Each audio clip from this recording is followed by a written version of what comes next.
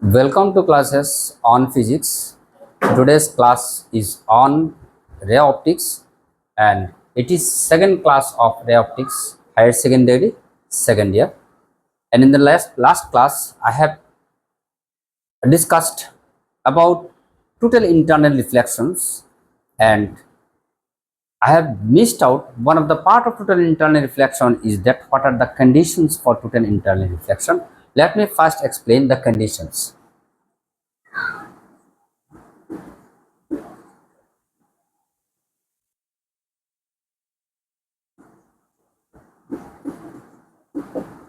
Conditions for total internal reflection means the ray should pass from denser to rarer medium.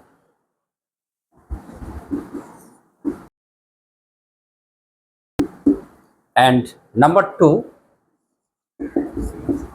the angle of incident must be or should be greater than a critical angle.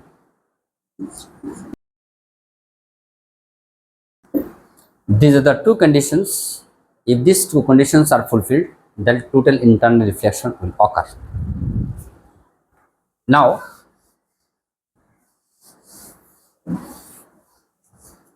today's topic is very special topic on lens. What is lens or what are lenses? Lenses are transparent medium of two reflecting surface where at least one surface should be a curved one.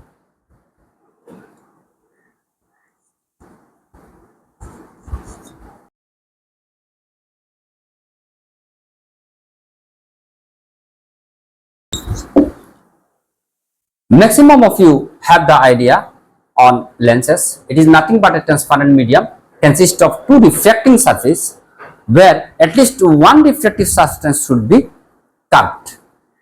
These are lens. So,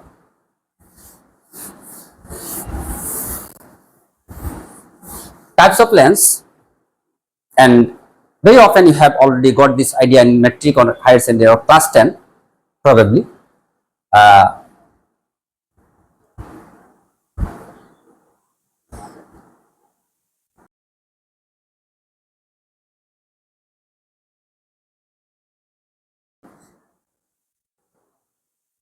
So, specially lenses are of two types. One is convex, other is concave. You have the knowledge, and I have given you some more types of the lenses because this lens will become in need when you will talk about lens maker formula, and these are very essential. You must know these things. So, just you should be familiar with the name of these.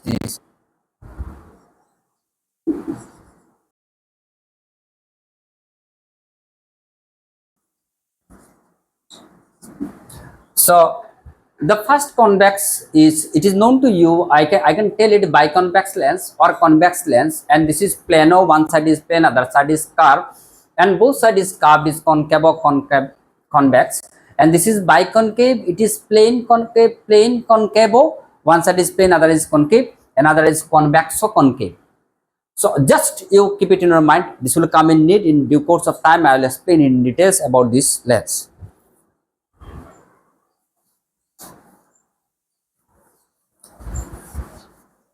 Let me first take convex lens or biconvex lens.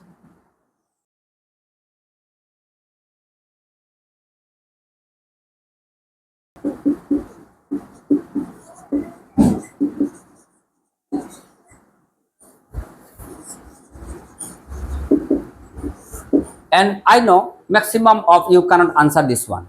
There are two principal focus. One is first principal focus, other is second principal focus, and we will always be concerned with the second principal of focus only because of the fact that in lens maker formula you will get two radius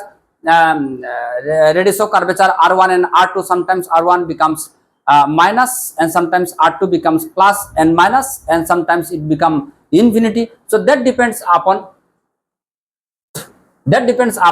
first principal focus and second principal focus. So now let me give you some concept regarding first principal focus and second principal focus. Now, what is first principal focus?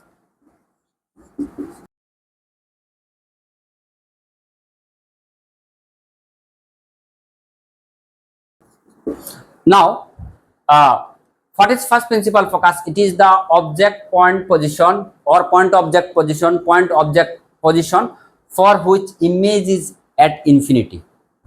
That is, for the position of object is the image formation is at infinity. That focus, that side of focus is called principal focus. So if you say, if you see that in case of convex lens, if you place the object at focus, the image will form at infinity. So for the image at infinity, the position of object is focus, and that focus is called principal focus. So principal focus is the point position, point object position for which the image is at infinity. It is called first principal focus. Now what is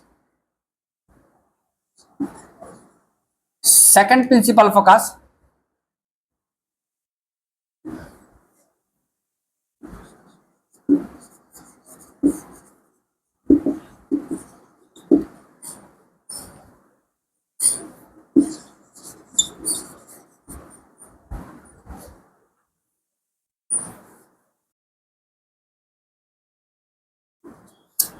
Will be minorly concerned with the second principal focus, minorly follow this one. This is the main thing for each and every solution in lens maker formula.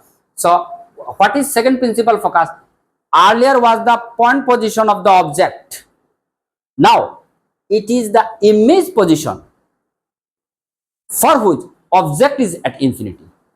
So if the object is at an infinity, for the convex lens, image will be at this focus, and this focus is called second principal focus. Mind that second principal focus is always concerned with the formation of image, and first principal focus is always concerned with the position of the object. So we will always concern with the formation of image, means second principal focus.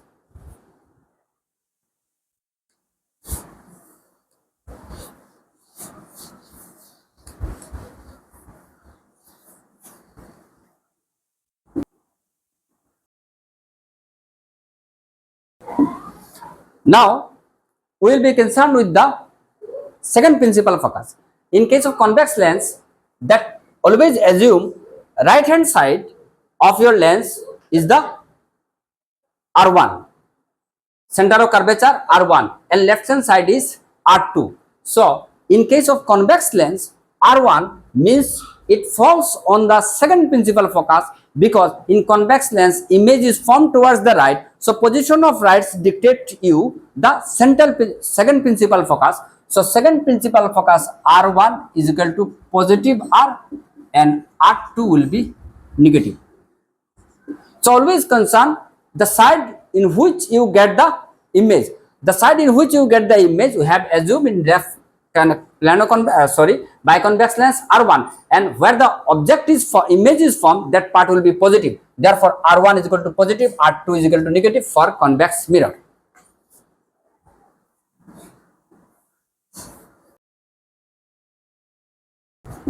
But here you see we have assumed R2 is towards right.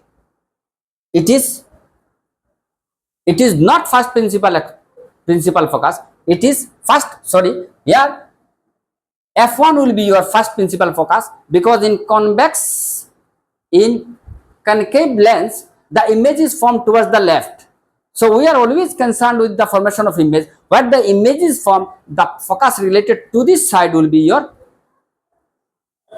second principal focus. So here second principal focus R1 is left side and R2 is the right. Image formed here is in this side. So in this side R1 will be positive.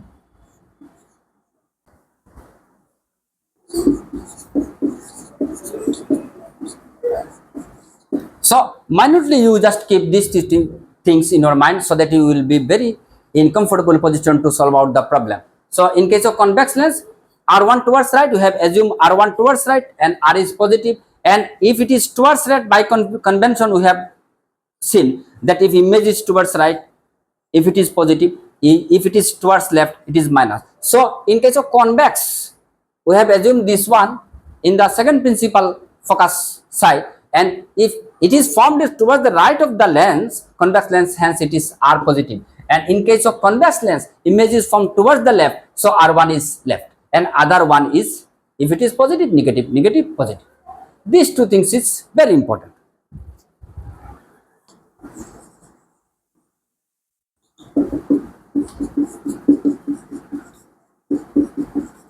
Just it is reverse of the concave or convex mirror. Am I right? In case of mirror formula, we have written 1 by f equal to 1 by b plus 1 by u. Just to have kept this here, f is equal to 1 by v minus 1 by u. I have not derived it. It is not required. What is magnification? B by u. In case of convex or convex mirror, we have assumed is minus b by u, but here it is plus b by u, and this is equal to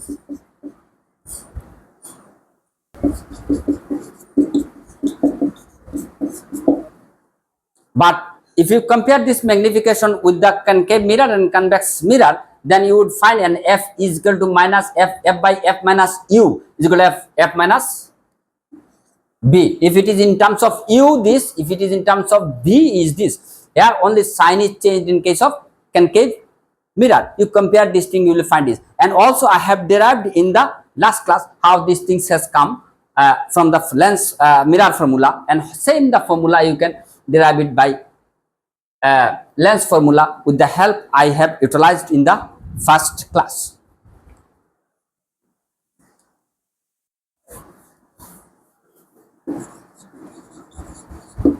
Power of lens, it is denoted by f, and it is very simple. It is nothing but converging and diverging, converging or diverging power of the lens, concave lens or convex lens. For convex lens, it will converge, and for convex lens, it will diverge from a point. So it is converging or diverging power of a lens, converging for convex mirror and diverging for concave mirror. So that power is designated as 1 by f. When f is in meter, then it is called diopter, D. So power of the lens is nothing but P is equal to 1 by f. F is in meters, and that the power will be termed as a diopter. The unit is diopter, and that power is equal to 1 by f.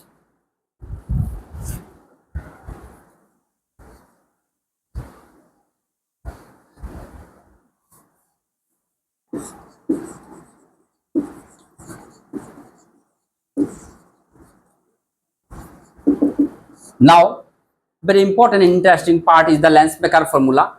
Lens maker formula is equal to 1 by f is equal to mu minus 1 is equal to 1 by r1 minus 1 by r2. So this is lens maker formula, where mu equal to refractive index. 1 is the formula, r is the radius of curvature 1, and radius of curvature 2 is another radius of curvature. For convex and concave lens, we will change it. So let us see, for convex lens, will write 1 by f is equal to mu minus 1 by, I wrote earlier, the image is formed towards right. To keep it in your mind, you assume for convex lens, image is formed towards right, and we assume towards right is r1. So r1 is equal to positive, towards right is positive, towards left is negative. So 1 by r positive, and another one will be negative. So that two negative will become positive. So r1 is equal to plus r, and r2 is equal to minus r, minus a minus plus. So you solve out, you find out the result. This is equal to mu minus 1 equal to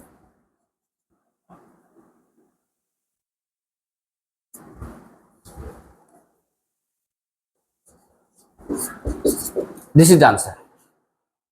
So I have got 1 by f is equal to twice mu minus 1 by r1. For concave lens,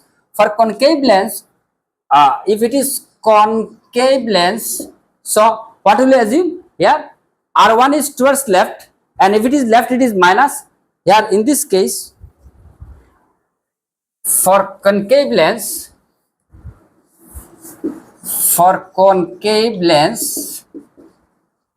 what will you assume?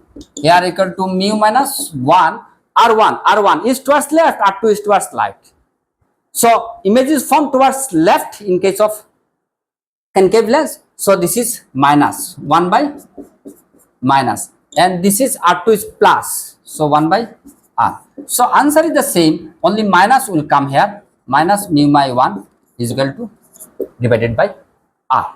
So we have got a Lens-Becker formula for concave and convex lens, the formulation of 1 by f by changing R1 and R2 with the convention which we have explained a bit earlier. And one thing, convex lens, R1 towards right is positive and R2 is equal to negative. Plano-convex, one side is plane, other side is R1, R2. One side is towards left, means infinity. Plane mirror, for plane mirror it is infinity, no center of curvature is there for plane mirror. So one is infinity and that is minus R. You please follow this concept, otherwise you can't solve. Convex, concave lens, R1 is towards left and formed is towards left, image form is towards left. So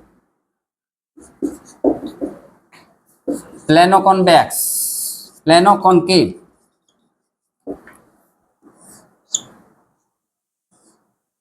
R1 means this is plane infinity and R2 is equal to, it will be plus. So these are the some formulation on R1 and R2 for convex lens, plano-convex, concave lens and plano-concave. Where there is plano, R1 is assumed to be infinity.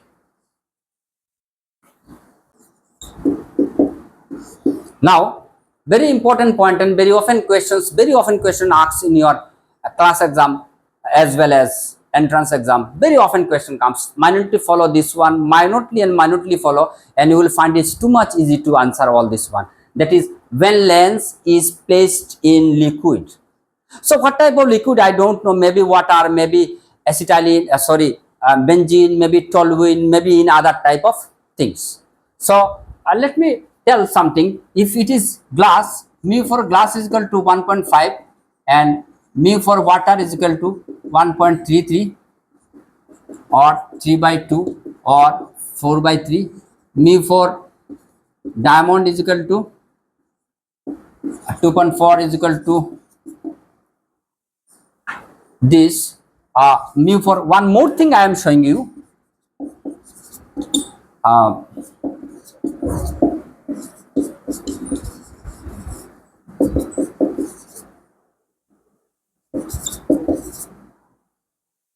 Because here you will be come across with some condition that refractive index of glass, refractive index of liquid in which it is immersed will emerge a lens. A lens is made of glass, maybe flint glass or other type of glass. So always will compare the refractive index of glass with respect of the refractive index of the liquid in which it is immersed. So liquid may be water. If it is water, 4 by 3. If it is 1.33. If it is diamond, if it is benzene, it is 1.56. If it is toluene, it is 1.6. So why I have shown you, because sometimes in condition you will find that refractive index of glass and the liquid is the same. So you may be confused whether there are some liquid whose refractive index is same that of glass. Yes, that is benzene. Benzene and glass, you see the refractive index is same. And sometimes you will get a condition, the glass lens is immersed in a liquid whose refractive index is more than the glass. So you will be confused whether there are some type of liquids which has refractive index more than glass. Yes, it is toluene. It is 1.58, more or less, approximately 1.6. It is more than glass.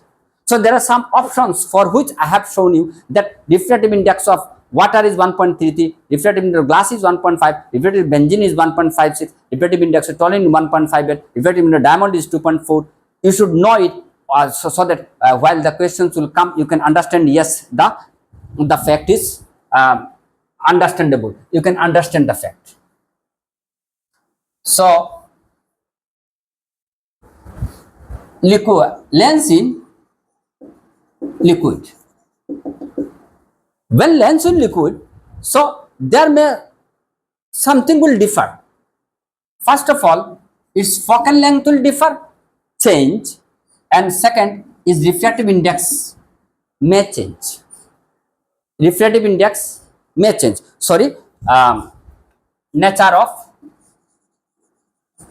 nature of glass or lens change. Two things may change. Either focal length of the glass or the lens in air, that may change as soon as you immerse it in liquid, depending upon the refractive index of liquid. And the nature of the lens, if it is convex, it may be concave. If it is concave, on immersion, it may be concave. So the nature may change. Two things may change, one focal length and other nature. Now how can you infer the what will change and how much? That depends upon the facts I am showing you. Lens maker formula is 1 by f is equal to mu minus 1 by r1 minus 1 by r2. It is known to us. Now if the lens, if the lens is in air, there will be one refractive index of the focal length, and if lens is in liquid, so then it will be in other type. So if the lens is in liquid, so what will happen, that mu will become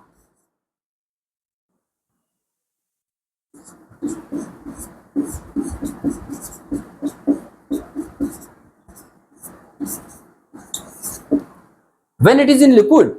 So we are getting relative refractive index, not absolute. In my last class I told you absolute refractive index is always in terms of air. If you compare the refractive index of glass with respect of air, it is absolute. Now when you one medium to another media, if you compare, then it is relative refractive index. When this lens is immersed in water, then your refractive index is no longer absolute. It is a relative refractive index, because there is liquid and other is glass. So your refractive index as soon as of the lens, when lens is immersed in water, the refractive index mu will be mu Lg minus 1 by r1 1 by r2. Now let us consider the refractive index of this lens when it is in air. So refractive index, let us consider the focal length when refractive index is in air. So that will be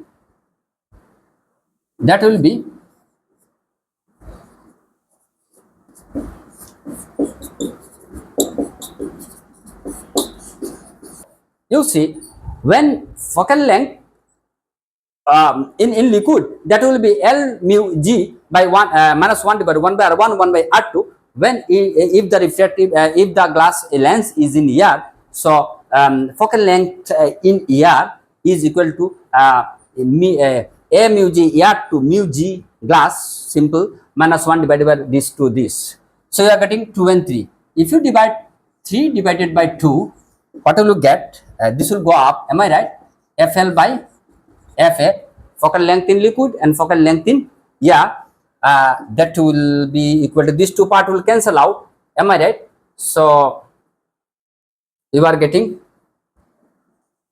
mu Ag minus 1 divided by mu Lg minus 1.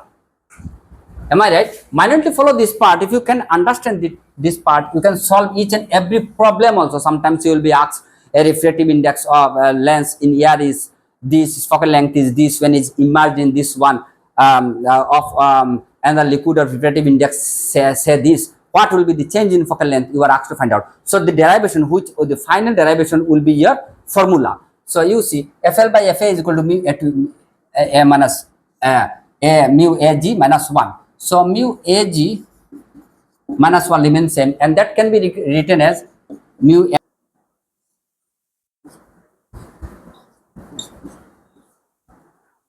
That should be mu L mu Lg is equal to mu G by mu L. This is the formula.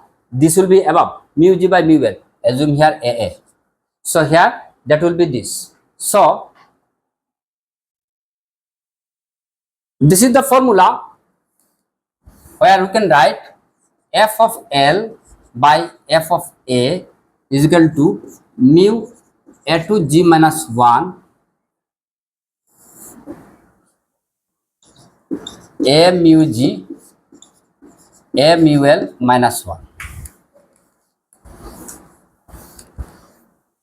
Now you are asked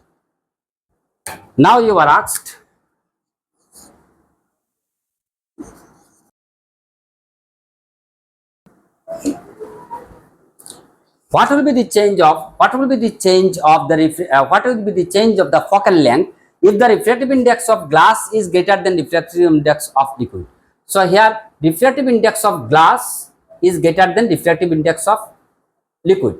So here this you assume refractive index of glass.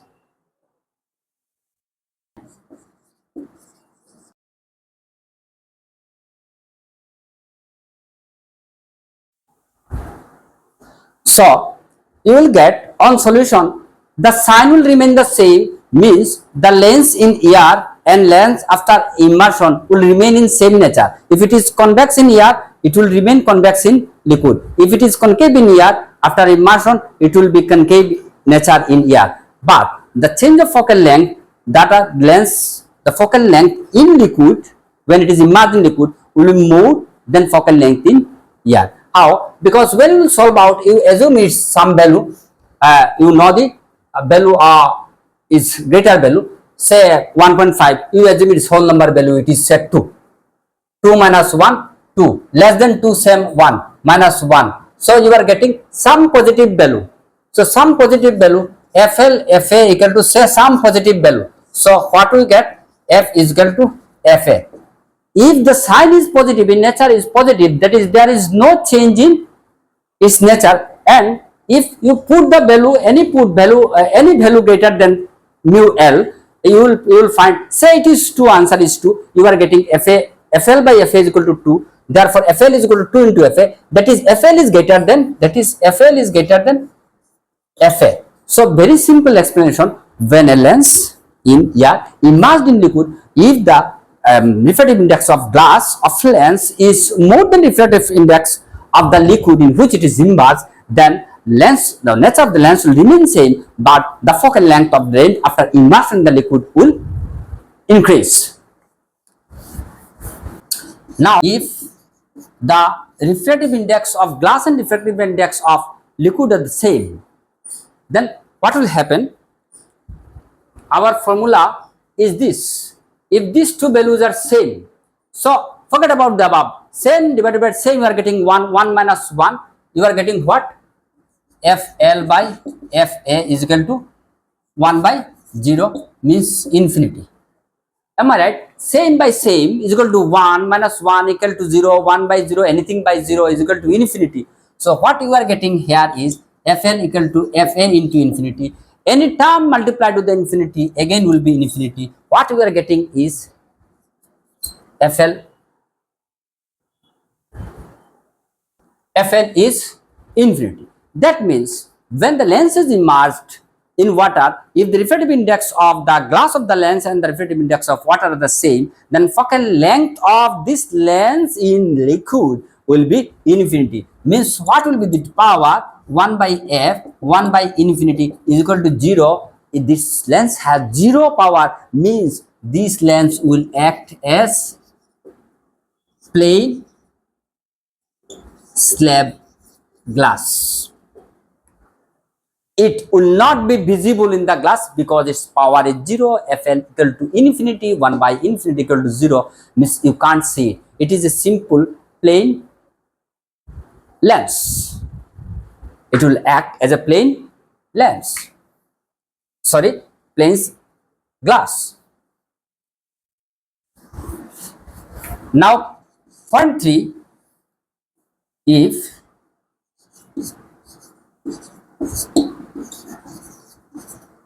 the lens is immersed in the liquid, which the refractive index of liquid means is toluene, it is 1.6, f about 1.6, it is more than the refractive index of glass. Now what will happen? If this one is more, refractive index is more, so what you are getting here is f of by fa. Here if this one is more and this is less, any term you assume, it is bigger and it is smaller. You assume term. One is 5, other is 6. Say in this way. You go on solving. Say it is 5 or 1.5 exactly you assume, other is you assume 1.56, 1.6. You assume. You will find the value, the sign will change. One will be plus, another will be in minus. That means the nature of the lens will change. If it is convex in air, on immersion in liquid, it will be a diverging lens. And if it is divergent lens or concave lens in air, on diverging, it will be a converging lens. That is nature of the lens will change. I have explained 3 conditions. One condition mu g is greater than mu l, other condition is mu g is equal to mu l, other condition is mu l is greater than l. You minutely follow this explanation. You can answer all type of questions in exam.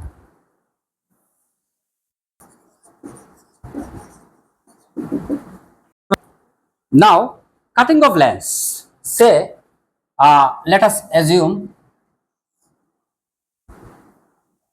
convex lens is focal length is f, n power is f p. Now, if you now cut this lens in symmetric, lens should be symmetric in cutting. Dissymmetric lens cannot be cut in 2 equal halves. That lens should be cut into 2 equal halves. That possibility should be there. Then symmetric lens should be cut into 2 equal pieces. So, if the lens, it is a convex lens, if you want in vertical manner, in a vertical symmetric way, if you cut into 2 pieces, will get one piece as this and other piece is as this. You will find power will be the half of the initial length and focal length is twice of the initial length. At this point, you will be surprised to know the why the focal length of the half of the initial length is the double of this. And if it is double, then power will be the half. Let me explain. Say from a lens maker formula, you know that we know it. Before cutting the lens into 2 equal halves, the lens maker formula for this lens is, before cutting, is mu minus 1 into r1 by r1 by 1 by r2. So if it is convex lens, earlier I have mentioned that the right hand side image is formed, and we always in convex lens we always assume this r1, and r1 is equal to plus and r2 is equal to minus. So if you assume this mu minus 1 by r1 is plus and r2 is the minus, so that minus 2 minus will give you plus, so you will get this one. So you will get mu minus 1 by r is equal to f. Say it is 1. Now after cutting, what's happened? Say after cutting, its power is equal to, focal length is equal to f is equal to mu minus 1 into 1 by r1 minus 1 by r2. Am I right? So that is equal to r1 means one part is what? Infinity. Am I right? And other part is plus minus r. One infinity, other is minus r. So minus will become r. So you are getting mu minus 1 divided by r is equal to 1 by f is equal to 2. Say now mu minus 1 by r, from mu minus 1 by r you put 1 by f and 2 is in its position. So what we get here is f is equal to twice of r. So the focal length of the half of the convex lens is twice of the focal length before it cut into 2 pieces. So this is the proof. But in the same way, for concave lens, you can get this one just only in relation. You will get minus twice r. So in the solving out the getting the relation of capital F and small f, the sign should not be a bar. Am I right? So you are now happy that when you know that the focal length of the one half of the convex lens will become double of the lens before cutting, and its power will be half. And Now,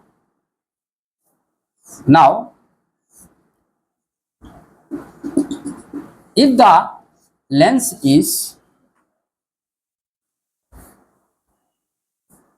cut into two equal halves and cutting is through the axial or principal axis, then you will get one part is like this and other part is like this.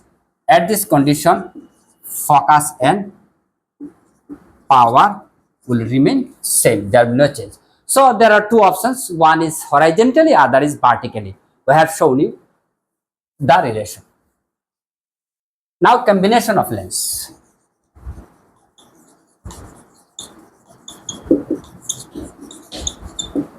When two or more lenses are taken close to each other in combination, then total power is equal to P1 plus P2 plus P3 dot dot dot dot dot. So the final power of the lens will be the individual power of P1, P2 and P3. In this way, 1 by F will be 1 by F1 plus 1 by F2 plus 1 by F3 plus dot dot dot. In this way, total magnification will be M1 plus into M3 into dot dot dot dot dots. So nothing to explain, you know it already. So let us take some condition.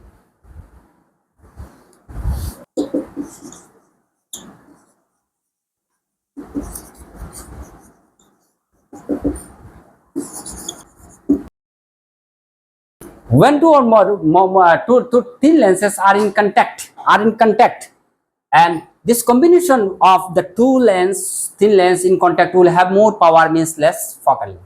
Number one condition. Number two,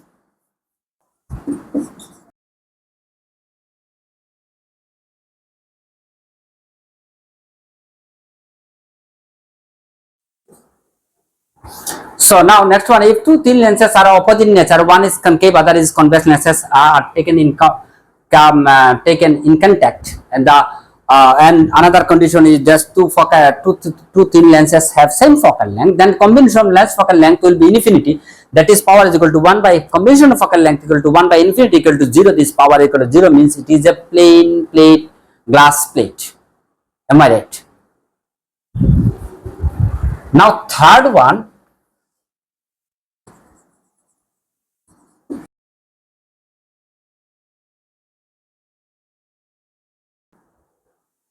so if the two thin lenses are placed coaxial in the same axis at distance d apart, then the combination of this combination of the lenses will give the focal length 1 by f. Is the combination of focal length combination is capital F equal to small lengths, thin lengths first one and thin lengths 1 by f1, 1 by f2 minus d f1 by f2. I have not derived it, and its power will be p1 p2 minus d of f2, where d is the distance between the two lengths.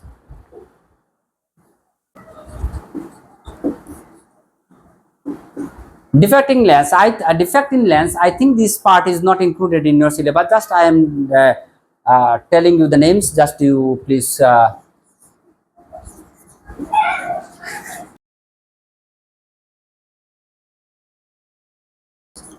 In short, one or two lines, I am telling that the lenses sometimes doesn't focus the object in a particular fixed point, and that gives rise to some defect information of the image. One is chromatic aberration, means due to the white color is passed in the lens, so different color has different wavelength, so they intersect in different position.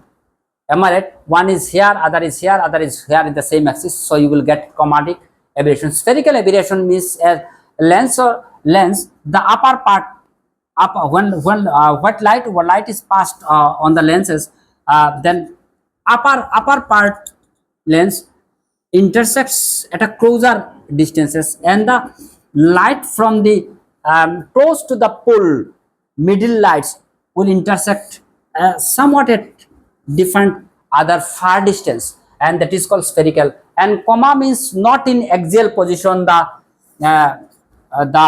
If it is the axis, the object is here and the image will just like this in a plane.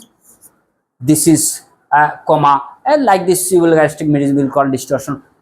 Since it is not in your syllabus, I am not going to discuss these things in details. So next and last point of today's class is prism, and it is very interesting. You should learn it properly so that lots of things you can learn. Prism.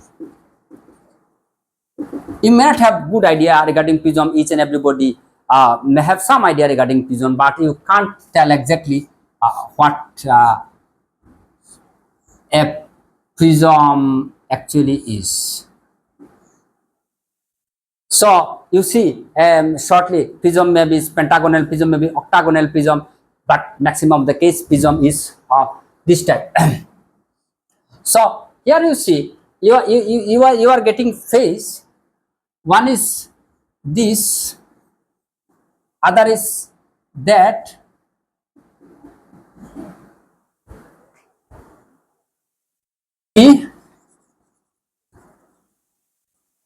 Rectangular base and two triangular base. This is prism. Am I right? So now we'll talk about dispersion of light in prism, or the light when fall on the incident upon the prism, how it emerges out. Let us draw.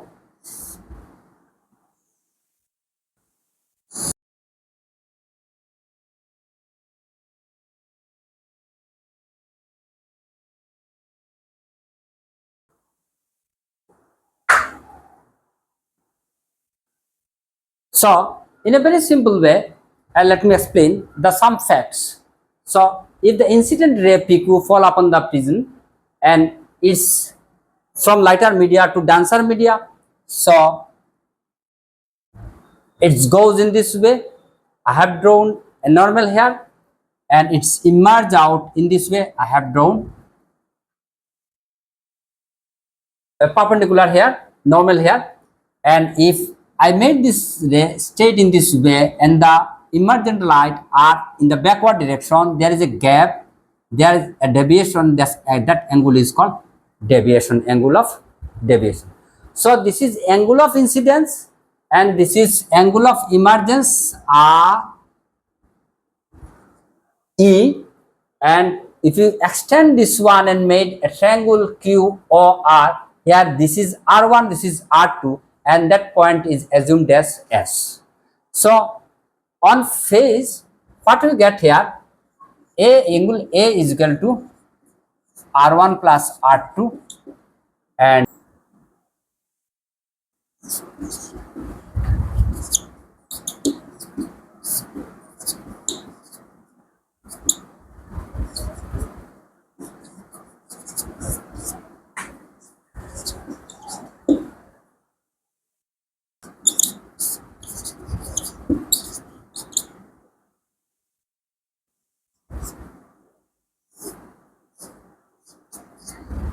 just to keep it in your mind, I am going to solve out each and every one a bit later on. So why there is bending of light while the light enters, and again bending of light when light emerges out. This is due to change in velocity of light from gas media, air media to the glass media, and there are a lot of things happens. I am not going to in details of regarding the mechanism in which way this rays emerges out.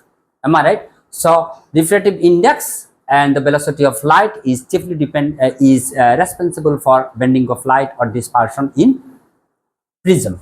So here angle of A is written as angle R1 and R2, and I plus E is equal to angle A plus angle of deviation.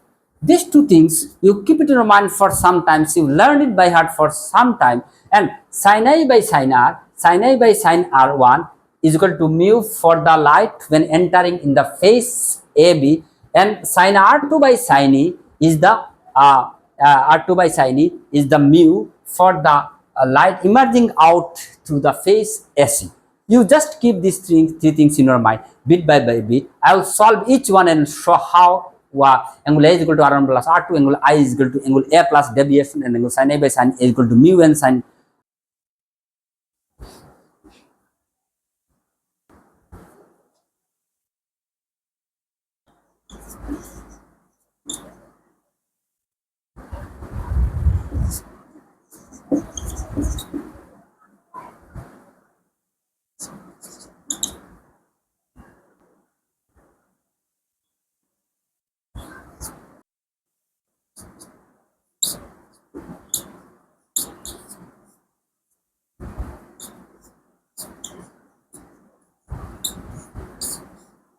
At the very first point I am showing you where delta, just you see the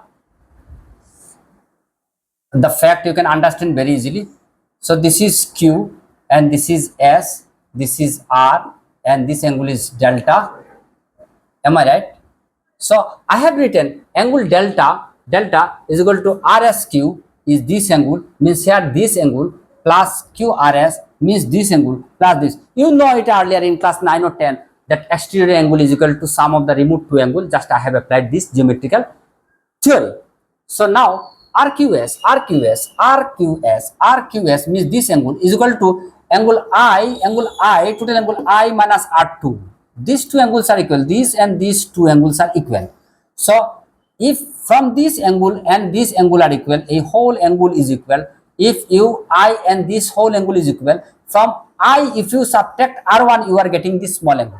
So here RQS is equal to I angle minus R1, and this whole angle is equal to E, and backside of this whole angle is equal to this E. So E minus R2 is equal to R2. So when we'll just rearrange it, we'll get I plus E is equal to minus R1 plus R2.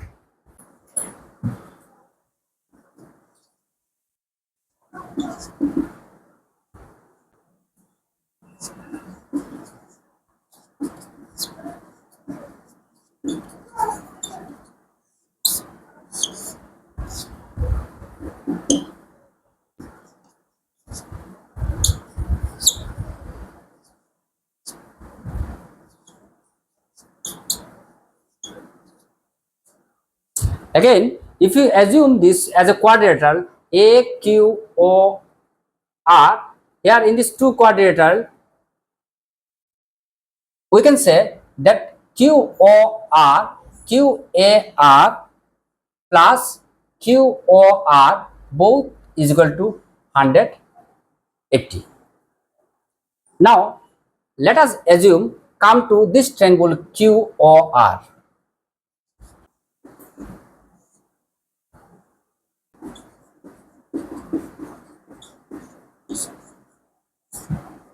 Very simple thing. When you assume the triangle QOR, here you are getting two triangle. One is R1 and R2, and other is triangle O. So R1 plus R2 plus QOR is equal to 180. Very simple, nothing to explain. Now, if you compare these two, this 2 and 3, from 2 and 3, what you get? R1 plus R2 plus QOR is equal to this QAR plus QOR. So these two part cancels out. What we get here is R1 plus R2 is equal to QAR means A. So our first one, I told you angle A is equal to angle R1 plus R2 is solved out. E plus R2 is equal to A. Meaning I told you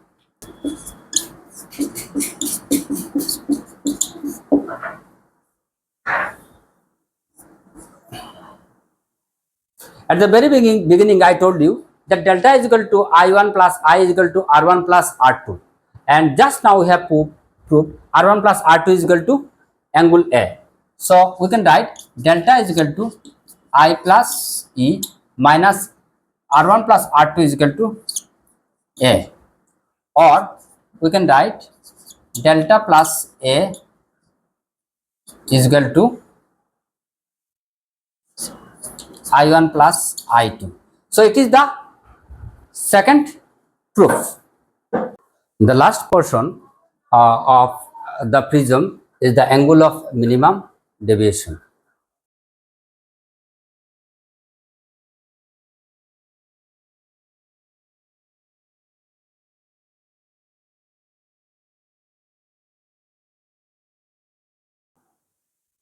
So the minimum value of angle of deviation is called minimum angle of deviation. It depends on the material of the prism and wavelength used. So here this is the deviation, this is the angle of immersion, and this is the angle of incidence. And if you want to get the minimum value of this deviation, and for that minimum value of angle of deviation, which depends on the materials with which the prism is made of and the wavelength used.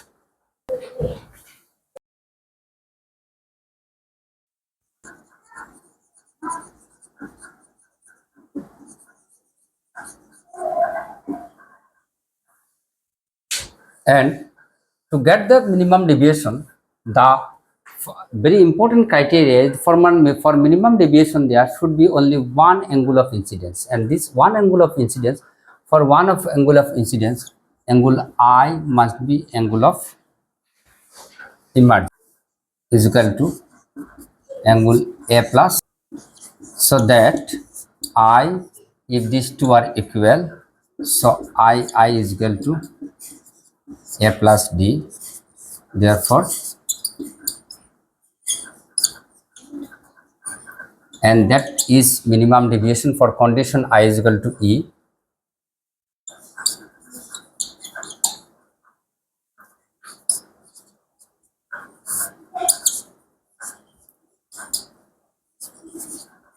You can best write it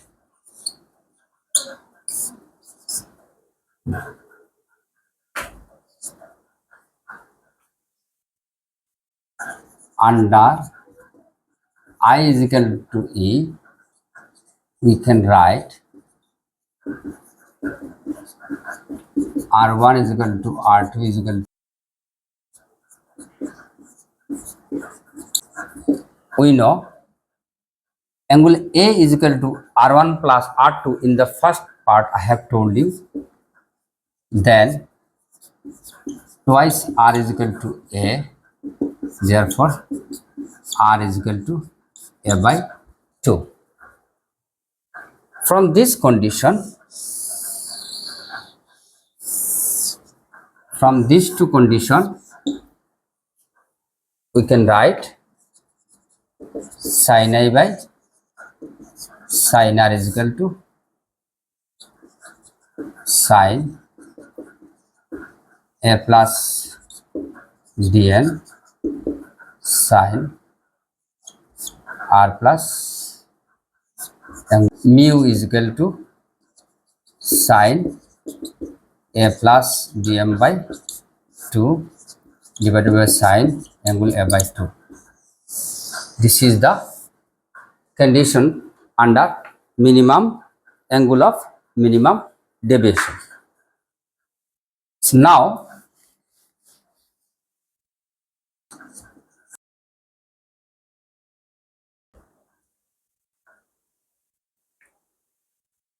so it is known to you all, when the angle is small, very small, but for small angle sin theta is equal to theta. Therefore, sin A is equal to I, sin R is equal to R, and sin A is equal to E. So we can write this sin I by sin R1 mu sin I by sin R1. It is for phase AB and it is mu for phase SC. I have drawn the figure earlier. So mu sin I by sin I is equal to I by R1. Therefore, I is equal to mu. This is 1.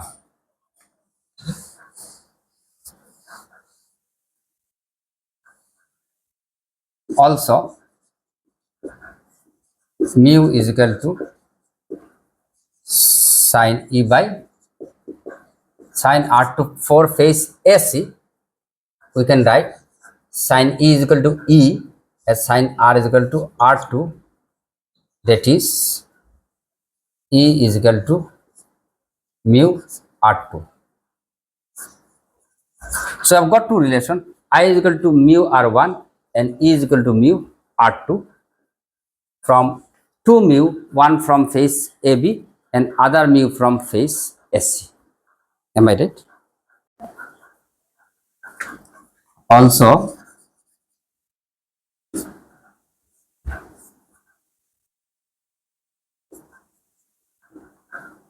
mu is equal to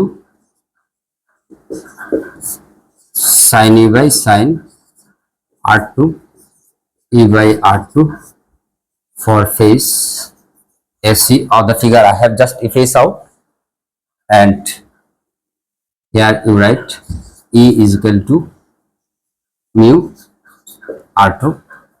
Therefore, I plus E is equal to mu R1 mu R2 mu R1 plus R2 is equal to mu A. Since we know R1 plus R2 is equal to A, so I plus E is equal to this. Again we know I plus E is equal to A plus delta. Already it is explained earlier. I plus E is equal to mu A is equal to A plus delta. Therefore, mu A minus A is equal to mu minus 1 A is equal to delta.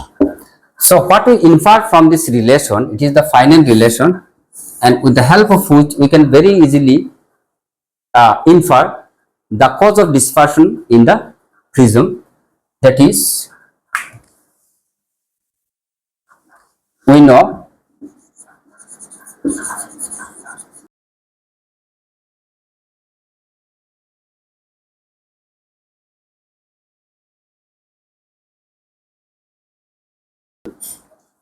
what we infer from this relation, mu minus 1 lambda A, angle A is equal to this. That is, the deviation is chiefly concerned with the refractive index of the media.